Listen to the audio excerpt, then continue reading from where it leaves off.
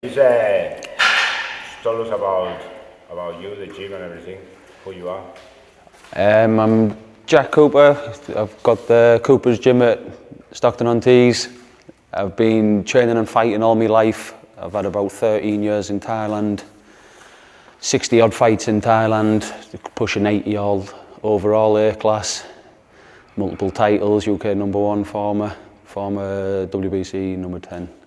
A little bit of rhythm, that kick comes, step and catch. Okay, tell us about how you started with Thai boxing.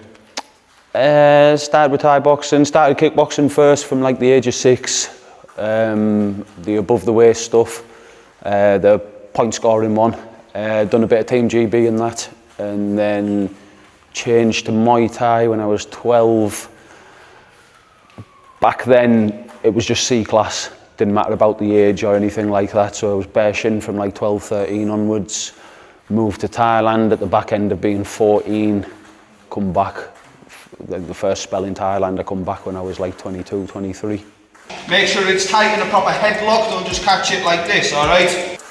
Yeah. I remember you when I got to know you when you was already in Thailand. Yeah. Tell us the transition when you were so young, when you went so young. Well, in when I Thailand, first went, where you was living and what your first steps in Thailand? Yeah, when I first went, obviously I went with my dad, and like the Western world in Thailand's completely different. But the first time you go, like my dad had a few quid at the time, so we were living in like nice places, and then obviously the longer you stay in Thailand, the less all materialistic.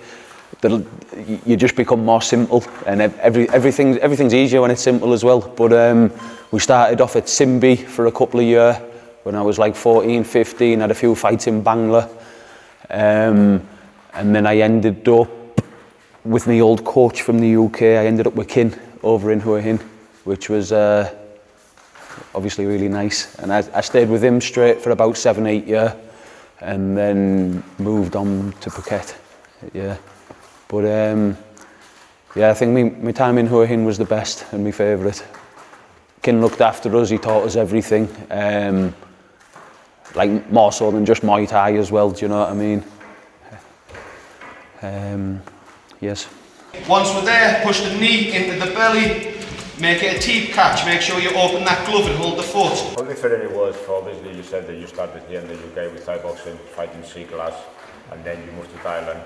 Yeah. How it was this transition from fighting C class and start fighting with elbows? Because obviously over there it's no C class or no any other classes. Yeah, my first fight didn't go very well, to be honest, and I got braid for the first 3 rounds. And then in like the start of the 4th round, when like the Thais offer you the glove and that to chill out, I didn't know the crack or anything. I was just marching forwards, trying to go forwards. He must have thought I was just taking liberties. I ended up taking a few elbows, and the tubes from like your sinuses that connect them all, I got them squished. I was fucked. My face was out here. I ended up in like a clinic for like 3 days. I was only 14. I fought like a 22-year-old with a 10-pack. It was massive. I remember at the time when we were like, who am I fighting? And they'd pointed to him, and I didn't even believe it. I was just like, oh yeah, do you know what I mean? And then we got in the ring, and I was like, fucking hell, he's massive. Yeah, and they reckon he dad did like up to 100 fights. Anyway, Braiders. But it was all right. I fought again 8 weeks later. This was for Simbi, back in Bangla, and I won like 3rd round head kick KO, so that was fucking nice to get back into it. But I struggled with that transition, mainly the clinch. Obviously the Thais in the clinch are just so much better, especially when I was only a kid and didn't know a single thing about it. But yeah, good. Pull it back in, right up elbow, and again. When you was in Thailand at that time, as a kid, what you was doing? You was training all the time, or what was your life out of the gym? Yeah, it was even not so much at the start, but for the full duration of being in Thailand, like you know, not so much the drink and the nightlife and that, but burning the candle at both ends, like finishing morning training and then going to the beach, and then chilling out with a couple of kids that you'd met, and then going to afternoon training, and then chilling out again on the night time. Like it's harsh on the body, you know. The sun takes it out of you. It is, it's hard. And obviously when I first got there, everything was new. So like the beach days and the jet skis and banana boats and all that, like, you know, it was what I wanted to do and we were doing it. But yeah, it was all right, it was good, it was worth doing.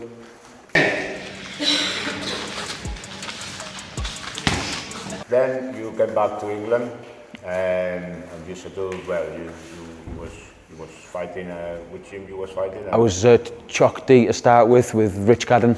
Yeah. I had a few good fights for Rich. Won a few titles. Had some big fights. Beat a couple of big names. And then as time progressed and I started going up to Northern Kings for a bit of sparring, I transferred over with Craig, and just with the whole carry on and COVID and that, I didn't really have many fights. I haven't had many fights under Craig, but yeah, it was good up there with the lads. He's got a lot of good lads up there. After being in Thailand for so long and coming back to England, how you found that transition to start fighting again?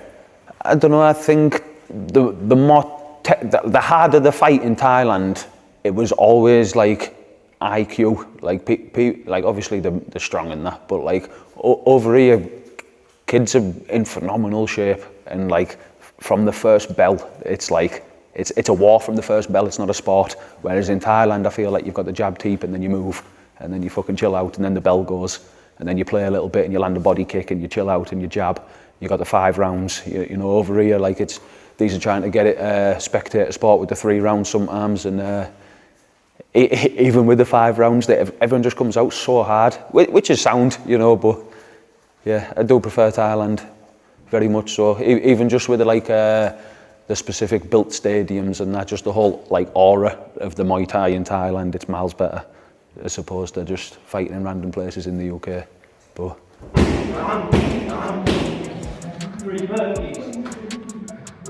so when you came back and you was for Chogdi, I remember you fought for Victory, isn't it? When I was Victory at the time, and you won one of the titles, isn't it? Yeah, I fought Maguire, didn't I? Yeah. And you won one of the titles, and what else did you collect while you was here? I got a few British titles and a couple of European, but I haven't had the chance for the world yet, I don't think. Yeah, and you managed to get to rank on the rankings. Which position you were in? Yeah, I was number 1 at 70 key for a few years, pretty much for the full time I was back the first time. Yeah. I tried to get the fight with Liam Nolan just before he got signed to 1, but then once he got signed, obviously that wasn't a go, and I ended up just by default. But I fought anyone and everyone. Yeah. Step away. Then you opened the gym. Yes. And tell us about the first time you opened the gym before you moved back to Thailand. Yeah. I opened a gym just up the road in Redcar. Everything was good. Everything, you know, it was just the same as here. I put a promotion on that went really well, and then I had a bit of a serious injury and was told I wouldn't fight again. And then one day I woke up and I was sparring, and then like a month later I was like, fucking hell, I can fight. So I was like, I'm going, fuck this. And we just sold everything and we went again to Thailand. I took my missus and the bairn, and we had like just over 2 years, which, yeah. Yeah, because I remember all of a sudden you fought. You was in I remember it was a show, and a couple of I think actually it was your show. Yeah, it will have been. Your show, and after a couple of days I just realised that you fucked off the time. Yeah. How it was the decision? It was pre-planned or just like spontaneous? No, just spontaneous. Like, I don't know, me health and that was back. I had a couple of quid in my pocket, and I was like, fucking, I'll just come back and open a gym. I'll come back and do it later. So, you know, like I'm thinking now I'm 32, and like what crosses my mind more than anything is that I'm fucking a couple of years off expiring for fighting, for being any good. So, yeah, I thought I'd just make the jump, go back to Thailand, try again. So tell us about your second spell in Thailand. You went to Sutsakor? We went to Sudsakorn's gym for pretty much the full duration, and then ended up with a couple months in Rawai, but then the trip got cut short and we ended up back home. But Sudsakorn's gym, yeah, it was mint. We actually went to Pattaya to start with to try Fairtex gym, just because everyone said that's better and that's where you're going to get the fights, where you'll get this, where you'll get that. And we got there and I didn't like it. You know, it was far too cliquey. I didn't enjoy the training. I didn't enjoy any of it. You know, it wasn't what I was used to in Thailand. It was, I don't know what it was, but it wasn't what I wanted. So we ended up at Sudsakorn's, which, yeah, it was a good choice. You had a couple of fights in there, isn't it? You was fighting Fucking hell. I think I had about 10 or 12 fights for Sudsakorn when I was there. Fought RWS as well, Thai fight. A couple of ones on the big Thai fight. Got the final in the King's Cup on Thai fight, which was good, but I got flatlined off that Nongo. But yeah, it was all good experience. Yeah. So obviously what happened with Thai, you have to come back to England. Yes. And then what's happened next? What's the next step when you move back to England? Got back to England. Obviously, my missus wasn't well, but it's hard to just sit about or just go out and get graft and that, like after being boxing for so long. So I just ended up training again, asked for a fight. Craig offered us the opportunity of a lifetime to fight for the WBC European against a Thai kid at the time. I trained pretty hard, just fucking I wasn't in the right frame of mind for it on the day. And I ended up with a change of opponents, and it was Garrett, and he was just sharper than what I was on the day. My head wasn't in it at all. But yeah. Yeah, you did well in the first few, right? Yeah. Of the fight, but I think he took the upper hand by the end. Yeah. Yeah, how do you think that fight went? Yeah, shite. Yeah. Yeah. To be honest, it was probably one of my worst fights.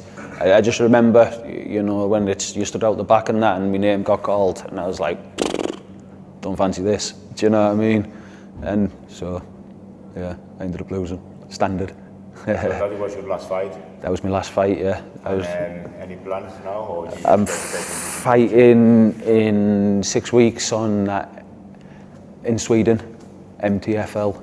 I'm fighting Jonathan Larson at 70 key for their short title belt. I fought Jonathan before. This was after my injury, my first fight back, and yeah, we just took it to blow the cobwebs off. We didn't have I wasn't going there to win. I was going there to see if I held up with my injury and just to get moving about and see how it was. I'd done like short of 10 key in 5 days. It was just like a week's notice. Anyway, it was all right. Won the first round, lost the second 2. It was only a 3-round fight. But yeah, this time I'm going to beat him. So now you get into an end of your career. Yeah. What's your plans with the gym? What you looking for? What more of the gym and the fighters that you got on board? Yeah, I'm not sure, to be honest. I'll just keep pushing the gym and trying to build it. Get back on with a couple of promotions a year, hopefully.